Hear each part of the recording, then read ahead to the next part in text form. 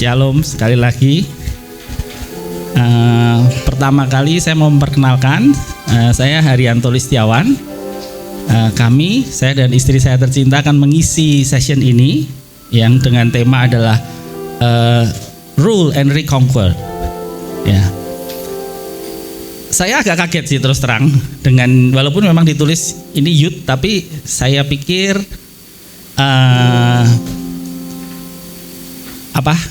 sebaran umurnya lebih di atas yang ada sekarang, tapi nggak ada masalah.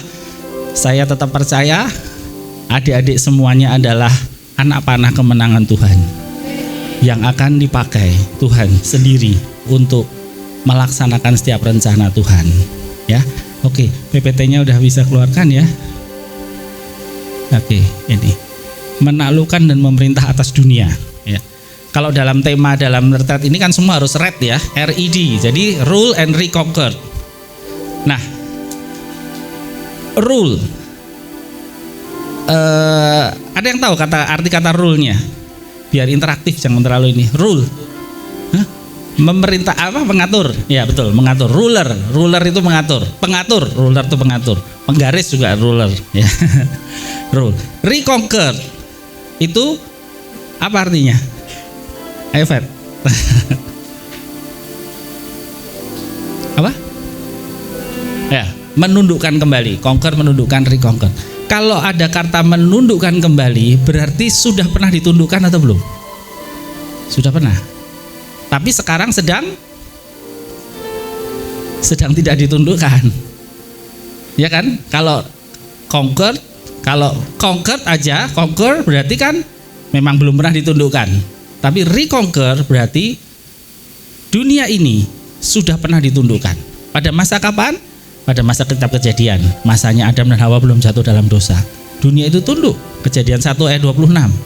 Ya, mereka berkuasa atas segala sesuatu karena perintah Tuhan dan mandat dari Tuhan. Tapi oleh sana satu dan lain hal jatuh, dunia itu menjadi tidak ditundukkan lagi, dan sekarang adalah tugas adik-adik semua untuk menundukkan kembali dunia ini ya. Next slide.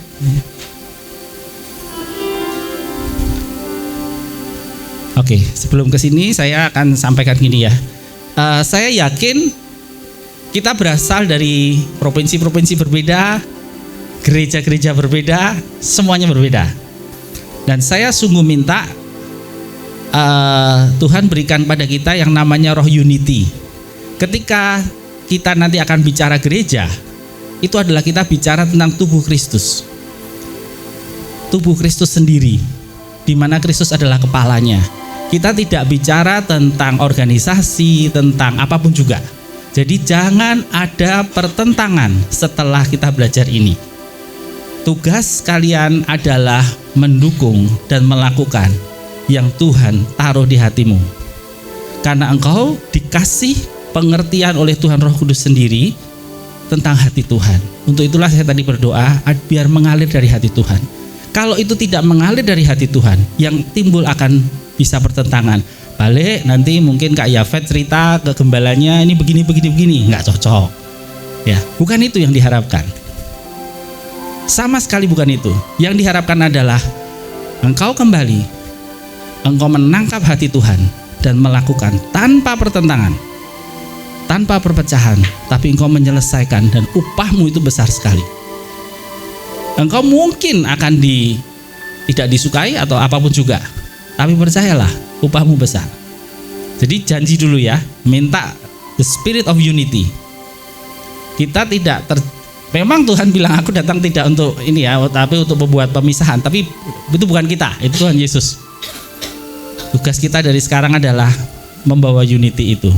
Oke. Nah, next slide ini, slide-nya memang gambarnya kecil-kecil. Itu memang tujuannya memang bukan untuk dibaca, karena nanti akan jadi gini. Ada 6 poin. Yang ini saya pilih kenapa? Ketika ini disatukan dengan panah, gambarnya menjadi bintang Daud. Bintang Daud adalah lambang apa?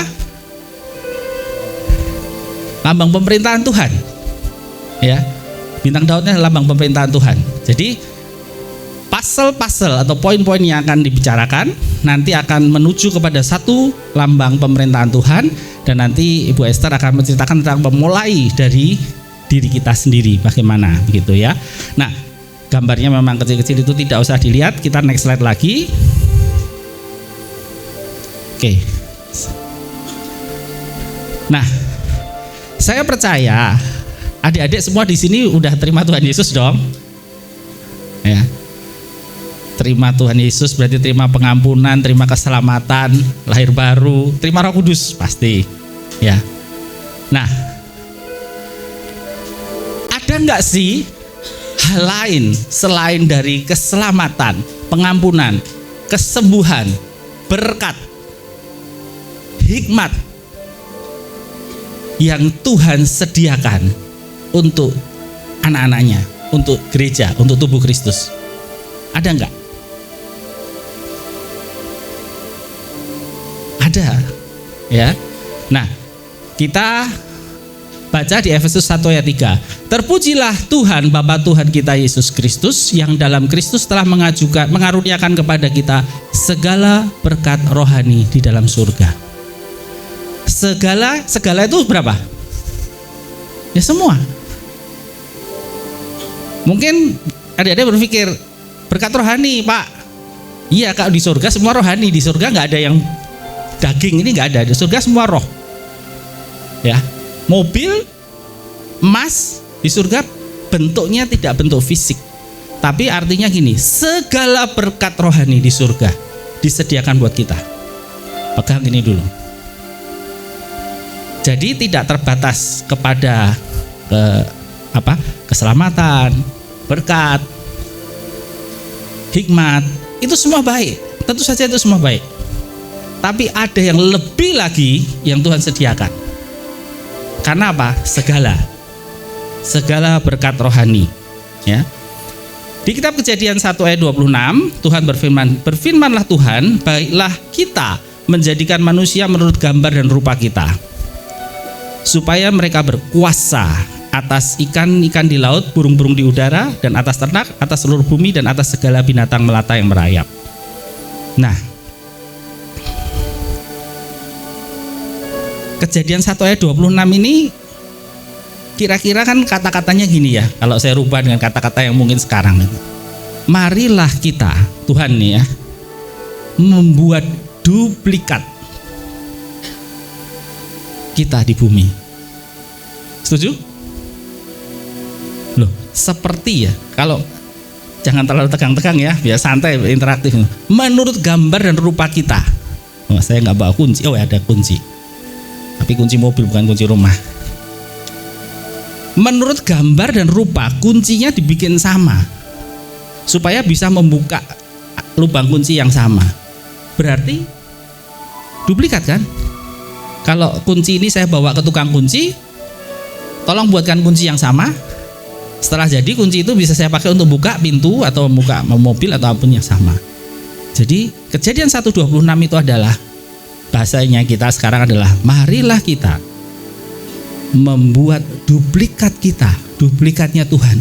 Adik-adik semua, saya adalah duplikatnya Tuhan. Gak ada amin ya?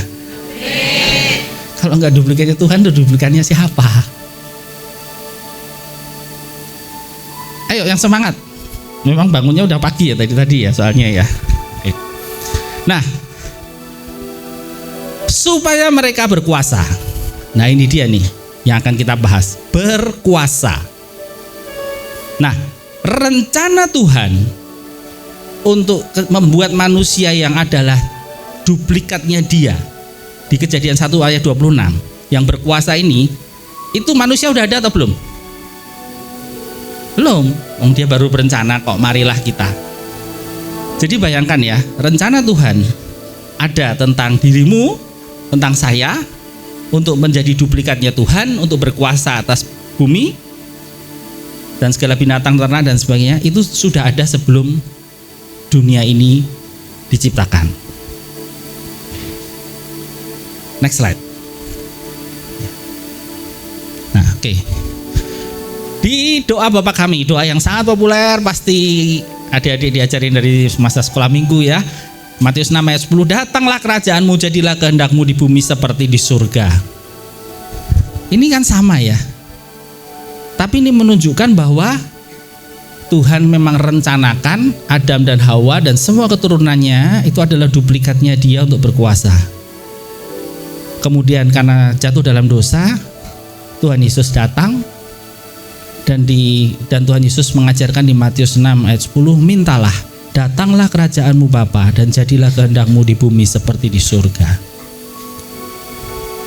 Inilah sebetulnya yang paling ditutupi oleh iblis, oleh musuh kita. Sekali lagi yang saya katakan tadi, musuh kita adalah bukan saudara seiman kita, bukan orang Kristen yang lain, bukan orang Islam, bukan orang Hindu, bukan orang Buddha, tapi musuh kita adalah iblis. Tidak ada yang lain.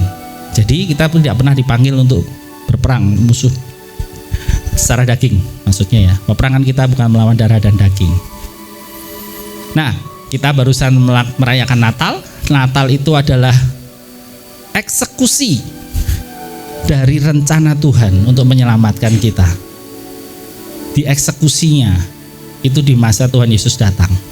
Dan artinya apa sebetulnya? Artinya gini, kita didatangi, bumi didatangi oleh raja di atas segala raja. Dia tawarkan keselamatan, dia tawarkan semua yang tadi, berkat, hikmat, kesembuhan dan seterusnya, pemulihan dan seterusnya. Tapi kemudian dia tawarkan satu hal lagi. Dia menawarkan untuk mengajari kita untuk bagaimana nanti memerintah bersama dengan Dia. Ayo amin dong. Jadi bukan hanya diselamatkan, diberkati, dikasih macam-macam loh. Diajari untuk nantinya memerintah bersama dengan Dia. Itulah yang Tuhan lakukan untuk kita, tawarkan untuk kita. Otoritas atau janji yang ini adalah janji yang paling ditakuti oleh iblis, paling ditutupi. Ketika engkau menginjil, ketika engkau membawa orang mengenal Tuhan Yesus, membawa orang dipenuhi oleh Roh Kudus, akan ada perlawanan. Yes, pasti udah ngalami juga ya, nginjil temannya, nginjil apa, ada ini, ada mahal. Tapi perlawanan yang terbesar adalah ketika kita akan mengeksekusi otoritas ini. Kita akan eksekusi otoritas ini, pasti akan ada perlawanan yang terbesar. Nah, targetnya dari kita sharing hari ini adalah kita tahu, tapi tahu itu belum cukup. Kita mengambilnya dan kemudian mengeksekusi otoritas Tuhan di bumi. Di bumi adalah di tempat engkau sekolah. Saya yakin ini ada banyak yang masih sekolah. Di tempat kotamu, gerejamu, provinsimu, di sekeliling hidupmu, keluargamu. Gunakan otoritas Tuhan ini. Yakinlah Tuhan menjadikan kamu dan saya adalah duplikatnya untuk punya otoritas. Nah, nanti otoritas itu bisa untuk apa? Untuk semuanya bisa. Menyembuhkan, memulihkan, memberkati, melepaskan orang dari ikatan. Itu semuanya akan diberikan di situ. Ya, oke. Oke, next. Ya, ini udah next slide. Sorry. Ya, oke. Nah, maaf. Nah, oke. Contoh kalau kita nggak tahu dari otoritas itu. Jadi kita taunya gini, taunya terima Yesus, diselamatkan, diberkati, nanti mati masuk surga. Loh iya kan? Itu agak ngenes sih, bahasa Jawanya tuh ngenes apa? Mengenaskan ya. Karena apa? Ini saya diambil dari buku dari seorang hamba Tuhan yang terkenal sekali, namanya Kenneth Hagin, yang menulis The Believer's Authority. Di dalam buku itu ada suatu contoh yang beliau baca dari satu koran. Jadi ini kejadian nyata, dibaca dari satu koran. Ada seorang pengemis yang hidup sebagai pengemis selama 20 tahun dan semua orang tahu tentang pengemis itu. Jadi ini real gitu, hidup 20 tahun sebagai pengemis. Suatu hari pengemis ini didapati mati di kamarnya, dan setelah dicek ternyata dia mati karena kelaparan. Ya, ini karena di New York ya, dingin, jadi lapar itu benar-benar masalah. Kalau di sini kan lapar cari Indomie beres ya. Kalau di New York Indomie nggak cukup, Dia kedinginan mati. Di kamarnya diberes-beresin, diikat pinggangnya.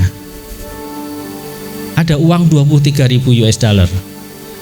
Itu kalau dikurskan sekarang 368 juta. Bayangkan ya, ada beberapa kemungkinan terus terang. Dia pelit, tapi kalau pelit bodoh banget gitu, pelitnya sampai mati, kan nggak bisa nikmati. Kemungkinannya adalah memang dia tidak tahu bahwa ikat pinggangnya ada uang itu. Entah uang itu dapat dari mana, memang tidak dijelaskan. Tapi inilah gambaran dari anak-anak Tuhan yang kita tidak tahu seberapa besar sih otoritas yang Tuhan berikan ke kita. Jadi nanti kita akan hidup dalam tekanan, kita akan hidup menghadapi banyak masalah, kita akan hidup bahkan merasa menjadi korban, ya, di tempat kerja, di sekolah, di keluarga, di gerejamu, di kotamu. Engkau merasa ditekan dan banyak masalah, padahal diikat pinggangmu ada otoritas Tuhan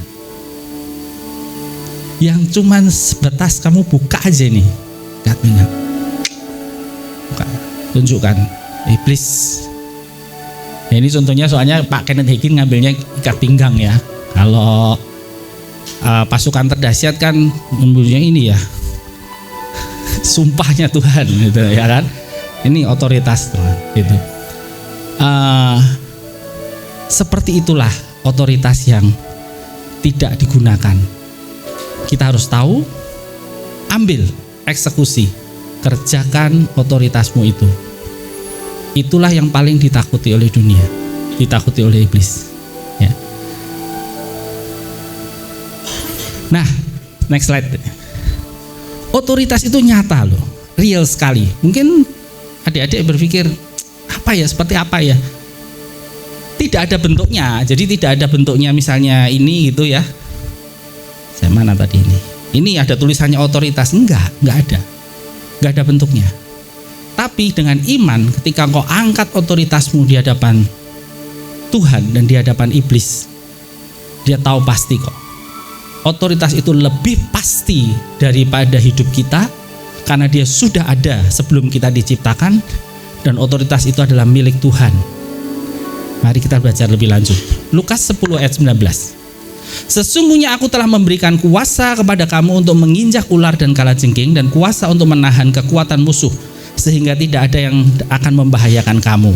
Nah, ada kata kuasa, ada kata kekuatan. Ya, kuasa yang mulai siapa? Hah? Yang kuasa yang punya siapa? Tuhan. Yang kekuatan yang punya siapa? Hah? Ayo. Iblis, kekuatan musuh. Sesungguhnya aku telah memberikan kuasa kepada kamu, ya jelas dari Tuhan kan, untuk menginjak ular dan kalajengking. Injak. Kuasa untuk menahan kekuatan musuh. Jadi ada kekuatan musuh yang datang, kita bisa tahan, sehingga tidak akan ada yang membahayakan kamu. Di dalam King James Version, New King James Version dituliskan, Behold, I give unto you power. Nah, kata power itu dari bahasa Latinnya exousia, itu authority. To tread on serpent and scorpions, untuk menginjak ular dan kalajengking. And all over the power of the enemy, dan semua kekuatan musuh. Hati-hati, berarti kita harus sadar musuh punya kekuatan, dan kata yang dipakai oleh Rasul Paulus untuk musuh ini adalah dunamis, dynamite. Kekuatannya itu tidak kecil. Kekuatannya tidak kecil. Tapi Tuhan bilang ada otoritasku untuk menginjak.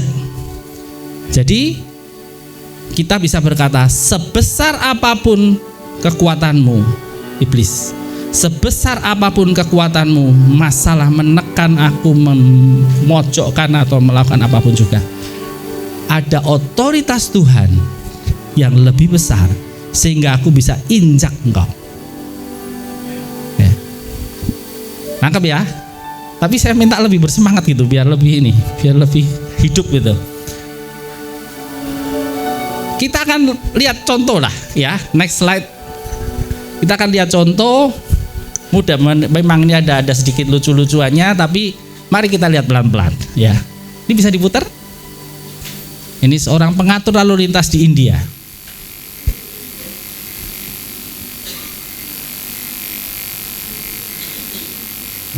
Ya India, dia joget ya, senang joget.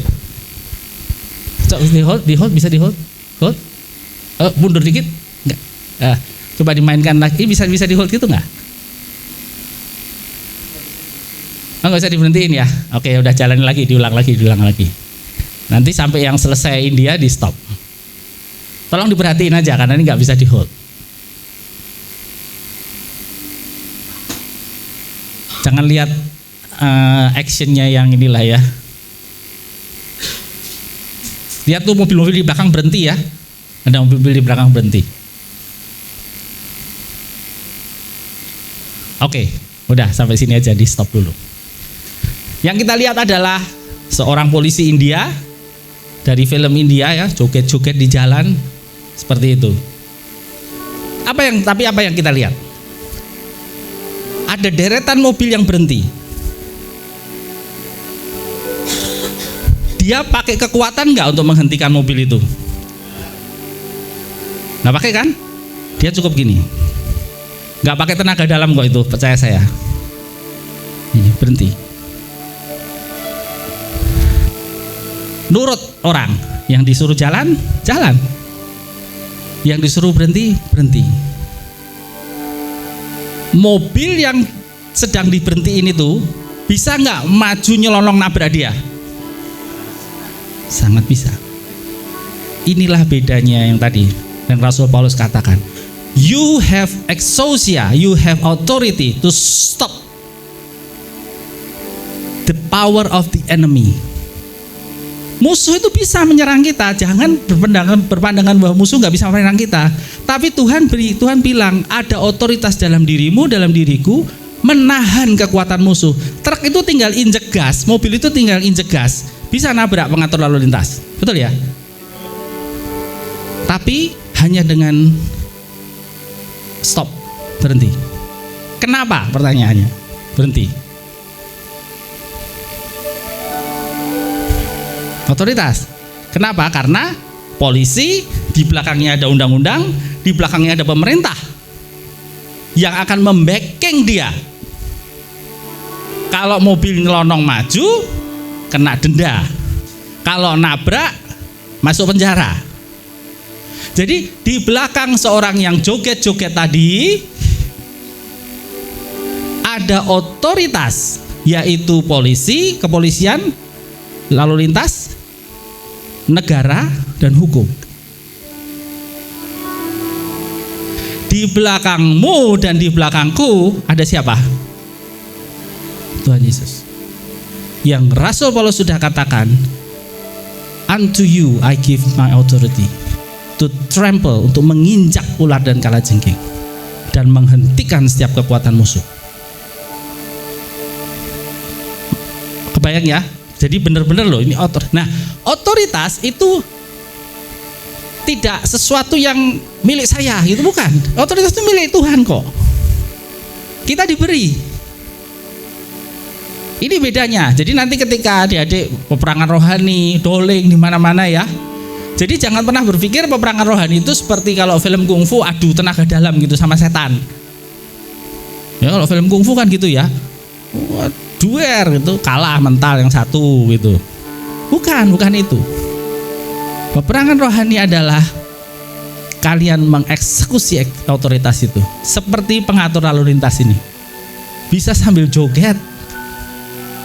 Gak usah tegang-tegang. Ikut Tuhan itu serius tapi santai. Tidak perlu ada harga yang harus dibayar, ada cawan ketaatan yang harus diisi, semuanya harus diisi. Tapi bukan berarti kita mengandalkan kekuatan sendiri seperti seorang yang sedang beradu tenaga dalam. Enggak. Ada otoritas di belakang kamu. Next slide. Ada filmnya lagi juga. Nah ini dimainin sebentar aja kalau ini. Ini anak-anak kecil nih segini nih. ngatur lalu lintas. Lagi diajarin pula. Lagi diajarin, oh gini. Oke, stop. Sebagian dari adik-adik mungkin merasa engkau muda. Saya belum saatnya nih. Saya masih muda. Di sini yang masih SMA ada? SMP? Nah, ada SMP. Nah. Namanya siapa? Siapa? JJ mungkin berpikir gini, saya masih SMP loh, berarti di bawah 15 tahun. Apakah iya sih ada otoritas Tuhan dalam hidup saya? Ini. Coba aja ngelanggar aba-abanya si bocah ini. Silakan coba kalau ada nanti ini. Kamu langgar aba-abanya si bocah ini. Polisinya yang turun tangan, bukan bocahnya. Itulah gambaran tentang hidupmu. Engkau punya otoritas, sama. Otoritasnya otoritas Tuhan. Ketika kau tetapkan batas itu berdasarkan firman Tuhan dan apa yang Tuhan taruh di hatimu, yang bertindak itu Tuhan. Kamu bisa bilang ke iblis, silahkan kamu mau coba. Silahkan. Bapakku yang akan berurusan dengan engkau. Jangan pernah pandang dirimu mudah. Eksekusi otoritas ini seawal mungkin. Next slide. Nah, ini dia.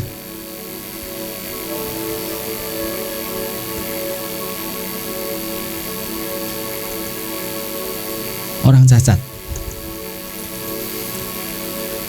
Ada nggak yang berani nabrak si orang cacat ini? Sorry, ini tempat saya belum saya jalanin. Nggak ada. Udah. Nggak ada yang berani nabrak. Karena apa? Karena otoritas. Jadi saya berharap 3 video yang lucu-lucuan ini menjelaskan kepada kita semua apa yang tertulis di Efesus 1 ayat 3 dan apa yang tertulis di Lukas 10:19 tadi.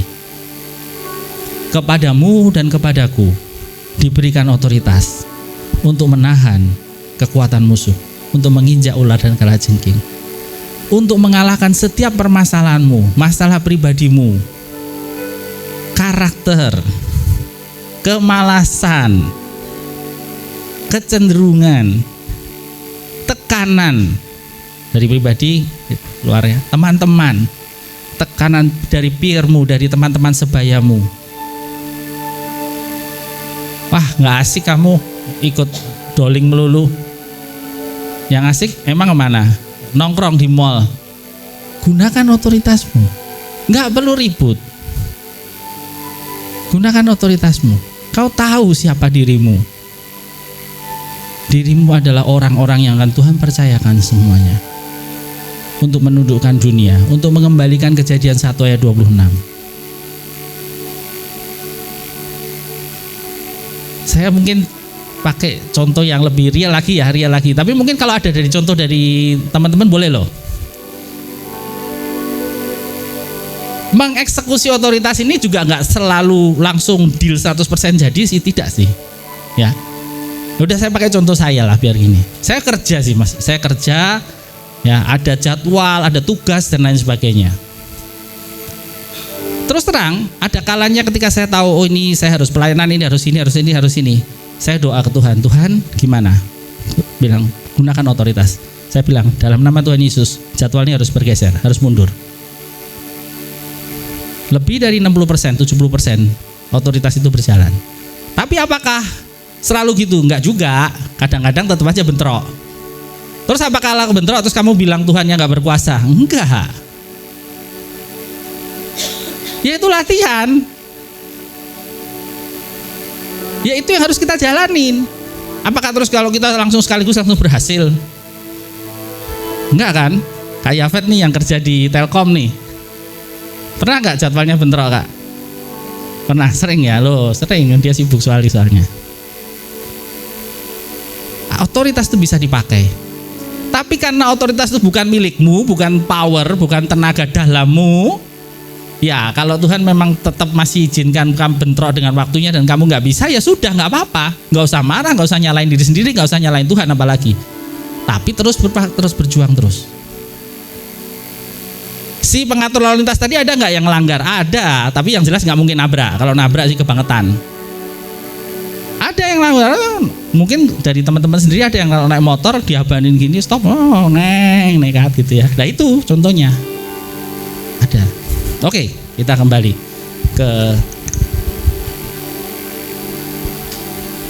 yuk next. Oke.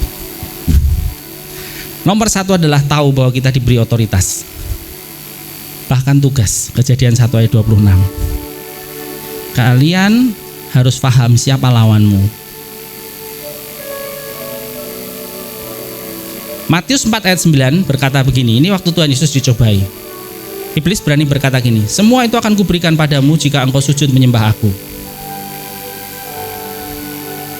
Kira-kira nih, iblis bohong gak sih sama Tuhan?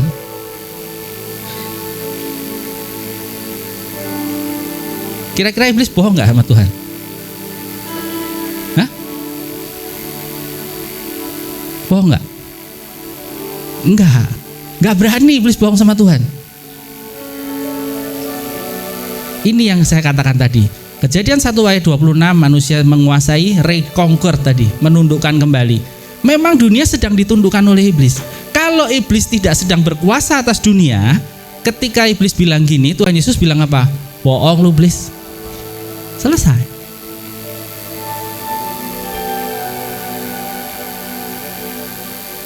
Jadi kita juga harus tahu firman dan kebenaran. Memang dunia saat ini sedang dikuasai oleh iblis. Yes. Tapi Tuhan Yesus sudah mengalahkan. Dan Tuhan Yesus ngajari kita untuk mengalahkan iblis. Kebenarannya adalah itu. Jadi juga jangan sampai salah. Ini bagian dari cara iblis mengkamuflase semuanya adalah dunia ini sudah dikuasai oleh Tuhan semuanya. Loh iya memang. Wong Tuhan yang menciptakan langit dan bumi. Tapi saat ini, right now, di sekelilingmu, ayo jujur, iblis lebih berkuasa atau Tuhan lebih berkuasa? Ya baru lihat judi online, pinjol dan lain sebagainya, Anda udah tahu kan? Masa Tuhan bikin pinjol, aplikasinya dari surga? Kan gak ada. Dan coba tanya nih kayak coba. Kalau memang mau ngeblok kan gampang sekali toh. Loh, Cina itu loh, Gmail aja bisa diblok, Google bisa diblok kok. Di Cina, Google itu nggak bisa dipanggil.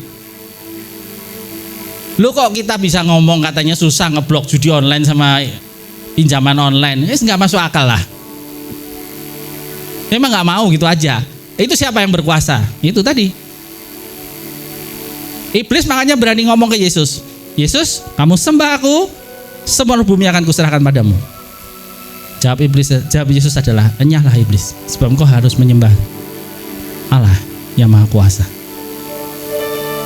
Jadi Tuhan Yesus tidak mengakui iblis yang menguasai seluruh dunia, tapi dia juga tidak menolak kenyataan bahwa iblis sedang berkuasa saat itu. Paham ya? Kalau dia deny, bohong lu iblis, ngomong di genteng sana, ya kan? Ya enggak, dia bilang, enyah iblis, kamu pergi, kamu nyembah Tuhan. Itulah tugasmu dan tugasku. Nah, sekarang kita masuk udah di bagian akhir dari slide ini, udah terakhir. Nanti akan disambung oleh Bu Esther, istri saya, adalah dari mana kita akan memulai belajar otoritas itu. Kita akan baca satu ayat aja, saya baca satu ayat pengantar dari Yakobus 4 ayat 7 adalah, karena itu tunduklah kepada Tuhan dan lawanlah iblis, maka dia akan lari daripadamu. Hanya dengan satu jalan saja, tunduk kepada Tuhan, tunduk kepada tuntunannya. Roh Kudus akan menuntun bagaimana, menuntun engkau, bagaimana engkau bersikap, bagaimana engkau bertindak, bagaimana engkau bereaksi. Dan ketika itu kau lakukan, firman Tuhan, Yakobus bilang, dia akan lari daripadamu. Reconquer, duduki kembali keluargamu, menangkan kembali gerejamu, menangkan kembali kotamu, menangkan kembali studimu, dengan cara tunduklah kepada Tuhan dan dengarlah apa yang Dia perintahkan kepadamu untuk dilakukan. Percayalah, otoritas itu sudah diberikan kepadamu untuk menjalankannya, untuk dijalankan. Dan itu bukan tentang kekuatanmu, tapi tentang hati Tuhan yang menghendaki kita berkuasa. Terima kasih, Tuhan Yesus memberkati.